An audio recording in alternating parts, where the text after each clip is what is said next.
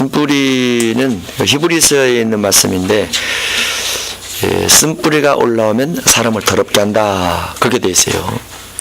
사람이 더러워진 원인은 쓴뿌리 때문이다. 왜 더러운 일을 할까? 악한 일을 할까? 육체와 관련된 일을 할까?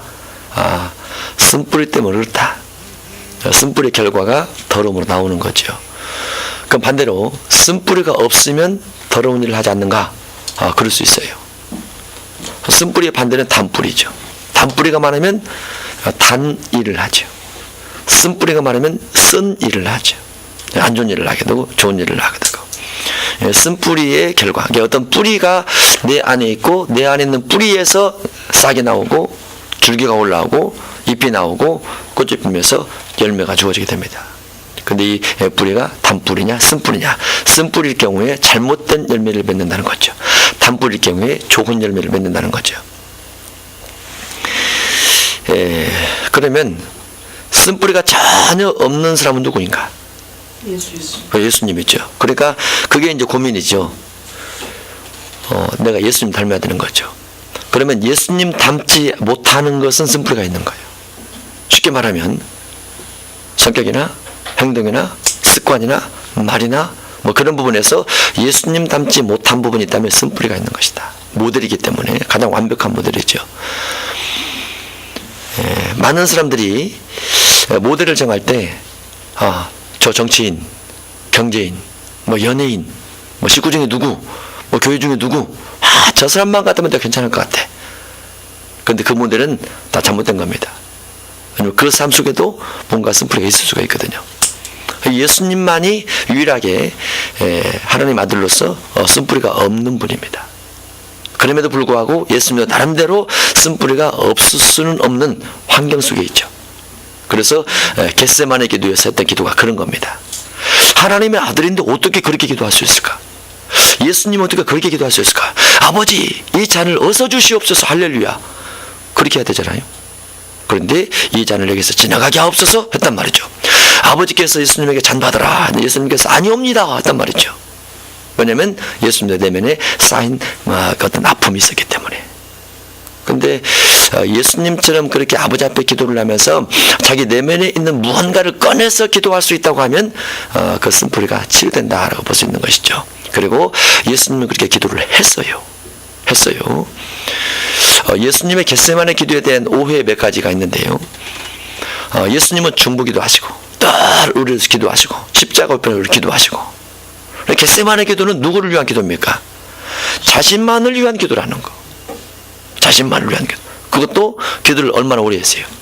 1시간, 3시간 자신만을 위해서 했다는 거. 예수님은 그 순간 남을 위해서 기도하지 않았다는 거. 그게 오해 한 가지죠. 흔히 히브리서 말씀을 기록을 해서 인용을 해서 예수님은 순종을 정말 잘하신 분이다 라고 말하죠. 그런데 겟세마네 기도는 순종이 아닙니다.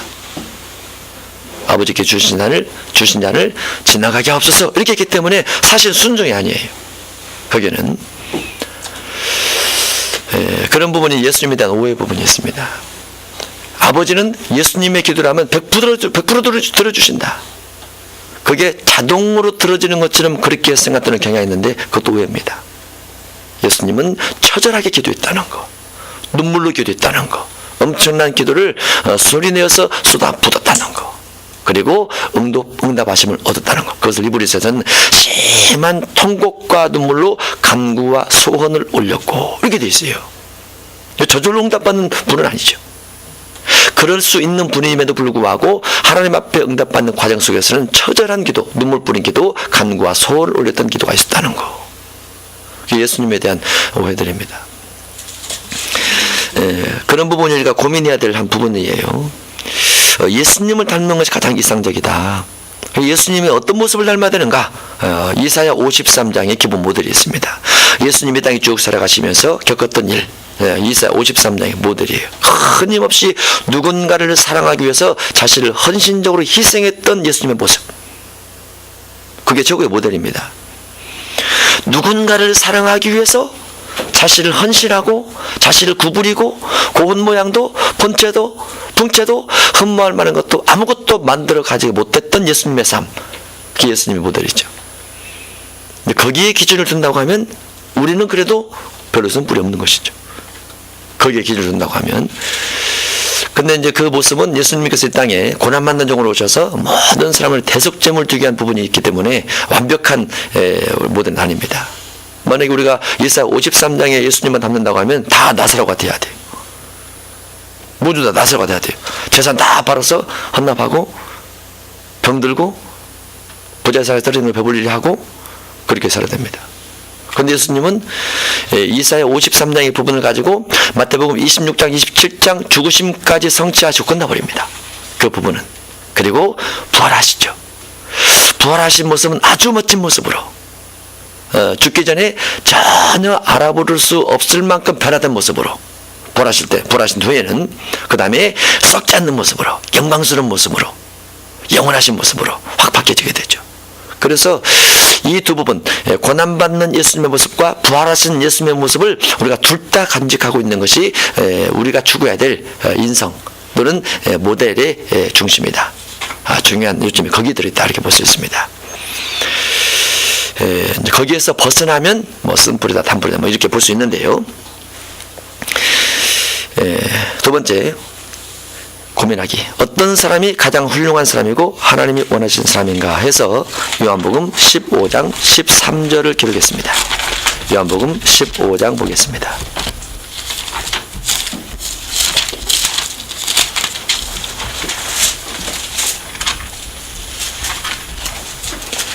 요한복음 15장 13절. 최고의 사람입니다. 하나님이 원하는 최고의 사람. 예수님 빼고. 요한복음 15장 13절. 사람이 친구를 위하여 자기 목숨을 버리면 이보다 더 큰 사랑이 없나니. 이보다 더 큰 사랑이 없나니. 그러니까 최고 큰 사랑이죠. 최고 큰 사랑은 친구를 위해서 목숨 버리는 겁니다. 목숨 아래 재물도 있고 목숨 아래 건강도 있고 목숨 아래 시간도 있고 목숨 아래 지식도 다 있죠. 친구를 위해서 목숨 버리면 가장 큰 사랑이다. 가장 큰 사랑. 다만 이제 여기다 한 가지 첨가할 것이 있습니다. 고린도전서 13장 1절 이하에 친구를 위해서 목숨을 버릴지라도 사랑이 없으면 아무것도 아니라고 되어 있어요. 거기는. 그래서 이 두 부분을 하나로 합쳐보면 친구를 위해서 목숨을 버리되 인격적 성품이 되어 있는 상태에서 그렇게 하라. 인격적 성품이 되어 있지 않고 사랑은 언제나 오래 참고 온유하고 자기 유익을 구하지 않고 이런 부분이 되어 있지 않고 무조건적으로 친구를 위해서 목숨 버리는 것은 옳지 않다는 얘기입니다. 예를 들어서 조폭 같은 경우 목숨 버릴 수 있죠. 조직을 위해서, 우리 때문에. 근데 그것은 고린도전서 13장에 맞지 않아요. 여기에는 맞지만. 근데 예수님 같은 경우는 여기에도 맞고 고린도전서 13장에도 맞고 둘 다가 필요한 겁니다. 둘 다. 그래서 사람의 친구를 위해서 목숨 버리면 가장 큰 사랑인데, 그러면 우리 내면에서 누군가 이웃을 주 안에서 사랑하려고 하고 그를 위해서 헌신하려고 하고 그를 위해서 목숨 버리려고 할 때 내가 왜 그를 위해서 목숨 버려야 돼? 나도 살기 힘든데. 내가 하라면 하나님께서 내게 요구하는 최고의 사람이 못 되기 때문에 내 안에 쓴뿌리가 있는 거예요. 목숨 버릴 수 있나? 친구를 위해서, 가족을 위해서, 가족도 이웃이죠. 누군가를 위해서 목숨 버릴 수 있나? 최고 큰 사랑인데. 그런데 목숨을 누구를 위해서 버리고 싶습니까? 나를 사랑해주는 사람, 내가 사랑을 줄 만한 사람, 나를 미워하는 사람을 위해서 내가 목숨을 버리고 싶은 마음은 없어요. 나를 학대하고 핍박하는 사람을 위해서 내가 목숨 버릴 생각은 없어요. 나에게 상처 준 사람을 위해서 내가 반찬 한 가지라도 안 먹여주고 싶어요. 왜냐하면 미움의 감정 때문에. 그런 것들을 쓴뿌리라고 합니다. 쓴뿌리. 그러나 단뿌리가 있는 사람, 너무 좋은 사람이야. 다 퍼주고 싶어. 뭐든지 주고 싶어. 그런 사람은 왜 그럴까요? 쓴뿌리가 없어요. 상대방에 대해서 좋은 감정이 있기 때문에 물질도 아끼지 않고 음식도 아끼지 않고 무엇도 아끼지 않고 다 주고 싶은 것이죠. 그건 단뿌리입니다. 그러면 구분할 수 있죠. 나를 미워하는 사람도 있지만 내가 미움이 가는 사람이 있나? 내가 누군가에게 퍼줄 만큼 그 사람을 사랑하지 못하는 감정이 있나? 라고 하면 그 사람에 대해서 쓴뿌리가 있다는 거. 그것이 그 쓴뿌리가 어떤 사람이 가장 많은 자리를 점하고 있느냐? 내가 가장 친근히 만나는 사람 중심에서 쓴뿌리가 쫙 포진이 되어 있습니다. 가장 많이 만나는 사람, 그리고 나와 가장 가까이 오랫동안 했던 사람, 대부분 식구들이죠. 대부분 식구들, 부모, 어머니, 아버지, 자녀들, 그 다음에 남편, 아내, 학교 선생님, 그 다음에 친구 관계, 시어머니, 친정, 다 그 안에서 거의 다 쓴뿌리가 형성이 돼요. 근데 그 쓴뿌리가 우리 인생, 그 한 사람의 개인의 미래 인생에 대해서 엄청나게 영향력을 미칩니다. 이것은 쓴뿌리를 내 마음속에 다 덮어놓고 내가 현재 삶에 최선을 다해서 충성을 다하고 열심히 살고 목숨을 걸 만큼 물질을 쏟고 해서 동분서주 다 뛰어다녀도 그 쓴뿌리가 그 이상 수백 배의 영향력을 그 사람에 미친다는 거. 쓴뿌리 치료는 너무너무 중요하죠. 너무너무 중요해요. 아주 중요합니다. 쓴뿌리 치료는.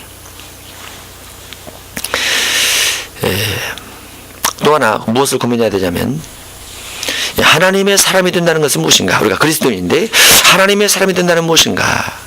하나님께서 원하시는 사람이 된다는 무엇인가? 마음속에 용서가 되지 않고 마음속에 미움의 감정을 가지고 있는데 하나님께서 그와 같은 것을 싫어한다는 걸 알아요. 그래서 뭔가 이 마음속에 있는 것을 뜯어 바꾸어내고 싶은데 이게 잘 안 된단 말이죠. 모델이 딱 있어야죠. 하나님이 원하는 사람. 하나님의 사람이 된다는 것은 주님의 마음에 흡족한 사람입니다. 하나님의 사람이 된다는 것은 하나님을 닮은 사람입니다. 하나님 없지만 닮지요. 왜냐하면 하나님을 닮은 사람이 성경에 기록되어 있기 때문에. 인간의 노력으로 그와 같은 경지에 아예 다다를 수는 없어요. 그렇지만 하나님이 보내신 성령을 통해서 내 안에 있는 쓴뿌리를 제거를 하고 기도를 하면서 치료를 하고 그러면서 내 안에 계신 성령을 통해서 뭔가 성품이 발현돼서 나타나게 되면은 주님 닮은 사람으로 한 걸음씩 한 걸음씩 나아갈 수가 있습니다. 내 마음속의 욕구는 주님을 닮고 싶어요. 그런데 그 중간에 쓴뿌리가 딱 바위처럼 막고 있어서 못 나가게 합니다. 그리고 이 쓴뿌리가 먼저 나가게 하죠. 화나게 합니다. 분나게 하고 미움을 갖게 하고 눈물을 흘리게 하고 탄식하고 먼저 나와요. 먼저. 그럼에도 불구하고 마음속에 소원은 있습니다. 언제든 달라져야 되는데 달라지고 싶은데 그러나 안 되는 거죠. 쓴뿌리 때문에 안 되는 거죠. 그 쓴뿌리를 제거하고 하나님이 원하시는 사람이 되어가는 것이 쓴뿌리 치료다 이렇게 볼 수 있습니다. 더 자세하게 하나님이 원하시는 사람은 어떤 사람인가? 더 자세하게 마태복음 22장 34절로 40절 이게 하나님이 원하는 사람이죠. 큰 틀 안에서는 마태복음 22장입니다.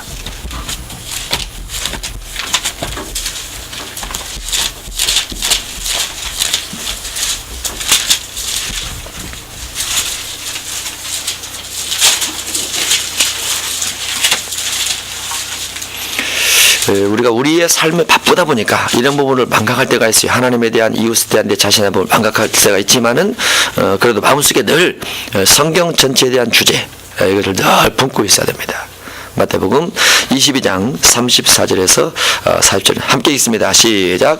예수께서 사두개인들로 대답할 수 없게 하셨다함을 바리새인들이 듣고 보였는데 그 중에 한 율법사가 예수를 시험하여 묻되 선생님, 율법 중에서 어느 계명이 크니까? 예수께서 이르시되 내 마음을 다하고 목숨을 다하고 뜻을 다하여 주 너의 하나님을 사랑하라 하셨으니 이것이 크고 첫째 되는 계명이요 둘째도 그와 같으니 내 이웃을 내 자신같이 사랑하라 하셨으니 이 두 계명이 온 율법과 선자의 강령이니라. 아멘. 세 가지가 나옵니다. 사랑이 첫째는 해서 둘째는 해서 두 가지가 나오지만은 하나는 하나님 사랑입니다. 쓴뿌리가 없는, 하나님에 대한 쓴뿌리가 없는 사람은 하나님을 사랑합니다. 하나님에 대한 쓴뿌리가 없는 사람은 잘 생각해 보세요. 하나님에 대한 쓴뿌리가 있을까? 있어요. 곰곰이 생각해 보면. 이웃에 대한 쓴뿌리가 있을까? 당연히 있죠. 그것은 살면서 겪으니까. 내 자신에 대한 쓴뿌리가 있을까? 당연히 있습니다. 하나님에 대한 쓴뿌리가 있을까? 하나님에 대한 쓴뿌리는 교회에 대한 쓴뿌리이기도 합니다. 교회. 그 다음에 기도 응답을 더디 주는 것에 대한 쓴뿌리기도 합니다. 또는 옆 사람은 응답을 빨리 받는데 나는 더디 받는 것에 대해서 분노의 감정이 생기는 쓴뿌리일 수도 있어요. 하나님은 저 사람만 사랑하나? 나는 뭔데? 내가 금식도 더 하고 내가 기도 더 했는데 그런 말 하잖아요. 사실 그게 그렇게 말을 내뱉는 것이 아내분과 쌓여서 그러거든요. 교회 쓴뿌리 올라오는 거지. 그게 하나님에 대한 쓴뿌리가 있는 거예요. 없는 것이 아니고. 하나님은 나만 미워해. 뭐 우리가 그런 말을 하잖아요. 나만 미워해. 옆집 사람은 기도도 하지 않고 세상적으로 그렇게 살아가는데 물질 펑펑 주시고, 나는 새벽기도 하시고 자라기도 하시고 금식기도 하시고 하는데도 덜 주시고. 그런 부분들이 하나님에 대한 쓴뿌리가 있는 겁니다. 하나님에 대한. 그러니까 하나님을 감정으로 이성으로 전적으로 사랑하는 데 있어서 걸림돌이 돼요. 원래는 하나님을 순수하게 사랑해야 되거든요. 깨끗하게 맞게. 그리고 처음에 교회를 다닐 때는 그렇게 사랑하며 다녔어요. 처음에 교회를 다니면 목사님에게는 안 보이죠. 너무너무 교회가 좋죠. 포근하고 성도를 따뜻하게 대해주고, 하나님은 이런 마음일 거야 하면서 그렇게 다닙니다. 그러다가 사람이 보이고 말이 들리고 환경이 보이고 건물도 보이고 불편한 것도 보이고, 그러면서 하나님에 대한 감정이 생기기 시작해요. 그러면서 순수성이 사라지고 깨끗함도 사라지면서 의식, 생각, 불편한 것, 짜증나는 것 떠오르기 시작하죠. 그러면서 하나님은 하늘에 계시지만 교회 속에서 주어졌던 삶의 문제 때문에 하나님에 대한 쓴뿌리가 만들어지기 시작합니다. 그러면 하나님에 대한 쓴뿌리가 많으면 많을수록 하나님께서 내게 오는 길도 막혀 있다는 거. 내가 하나님께 가는 길도 막혀 있지만 하나님께서 나를 찾아오시는 길도 막혀 있다는 거. 그래서 하나님에 대한 쓴뿌리도 제거를 해야 됩니다.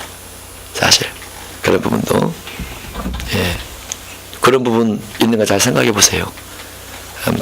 저거를 쭉 적어 보신다든가. 그럴 때는 어떻게 적냐면 교회를 다니기 시작할 때부터 적는 겁니다. 내가 교회 생활하면서 어떤 사람을 통해서 어떤 말을 통해 상처받았나, 이런 것들 쭉 적어보는 거예요. 그리고 그거 가지고 회개도 하고, 왜냐면 이제 믿은 이유니까 회개도 하고 축사도 하고 원통도 하고 이렇게 쫙 해보시는 거예요. 이 하나님과의 관계성에 쓴뿌리가 있으면 기도가 싫어집니다. 교회가 싫어집니다. 먹거리 다 싫어져요. 기독교 간판도 싫어지고. 그런데 처음에 교회를 나와서 교회를 통해 상처받고 그 다음에 교회를 안 나오는 사람 대부분이 그 부분에 상처가 다 있다는 거. 상처가.